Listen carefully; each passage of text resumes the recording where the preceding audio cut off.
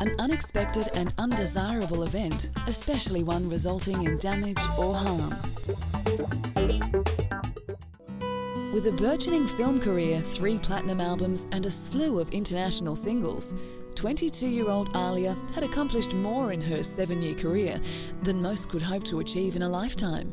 A star in the R&B world before she was even out of her teens, her promising career was tragically cut short when an accident took her life.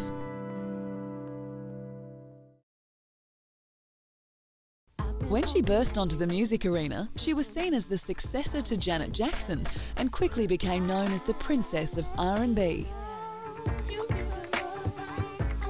When she was 16 years old, Aaliyah found herself in the centre of controversy when rumours spread that she had married R&B star R. Kelly, who was more than 10 years her senior. Although they denied it, documents later confirmed the two had wed but had gotten an annulment shortly after.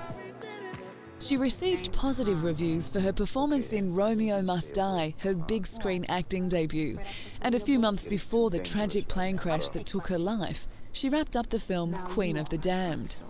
In an on-set interview conducted just months before her death, she admitted that she wanted to pursue both music and movies with equal passion. I love music with my heart, and I love acting as well. There's some similarities, but yet there are a lot of differences as well, and I like doing both. And with acting, I get to explore a different side of myself. It can be very cathartic in a lot of ways, and same with music, so I don't want to abandon one for the other. I want to try to do both as long as I can.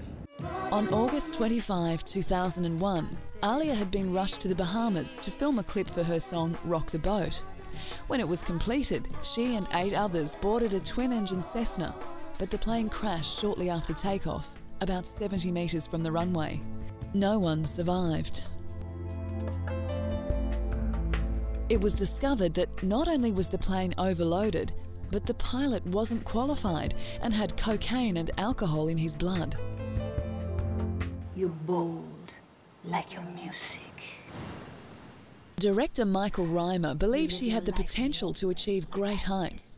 She had the grace of Audrey Hepburn, Grace Kelly, and yet she was, had the edge of, she was very comfortable in the urban hip-hop world. I don't know, she could have been anything. While the film had been completed before her death, the film's producers needed her voice tracks, so they called upon her brother Rashad, who was able to mimic her serene tones and re-record some of her dialogue. Rashad said she still had so much ahead of her, and it pained him to see what she could have achieved had she lived. She had so many more films lined up afterwards, and that really is disheartening. But at the same time, this is what it is. It's what I'm faced with. That's my reality, and I have to deal with it. And to do that, you have to try to hold on to what is positive. Before she died, she had signed on for a significant supporting role in the 2 sequels to The Matrix. The R&B star had already filmed several scenes at the time of her death, and while the directors initially tried to find a way to incorporate her footage into the movie, they decided against it due to lack of material available. Her part was then played by Nona Gay. Welcome back. We missed you. She had also signed on for the lead role in hip-hop drama Honey, which was then given to Jessica Alba. Her legacy lives on with fellow singers, and after her death, Jay-Z and her friends remixed her hit song Miss You as a tribute. She is never far from close friend Missy Elliott's thoughts. Yo, I thank y'all. Mom, I love you. And Aaliyah, I love you. This is another one for you, baby girl. All right? I love y'all. She knew how important fans were. She knew what they meant to an artist, for someone to embrace your work and to enjoy your work, and for that work to touch their lives.